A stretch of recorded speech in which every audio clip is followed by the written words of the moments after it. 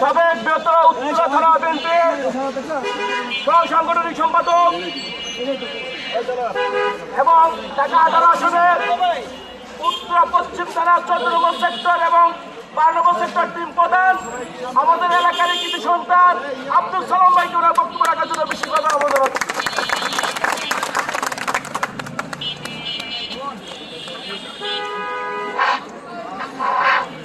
আসলে আজকে বক্তব্যের কিছু নেই, গলা ভেঙে গেছে। এখনো বক্তব্য দেয়, এখন আমরা সমাপ্তি ঘোষণা করবো।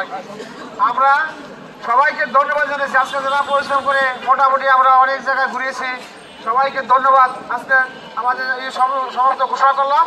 এরপরে 8টা থেকে আমাদের 12 নম্বর সেক্টরে ওই জায়গায় একটা মিছিল হবে, ওটা বড় মিছিল হবে। আমরা যারা পারি সবাই ইনশাল্লাহ ওই জায়গায় শরীর হবো।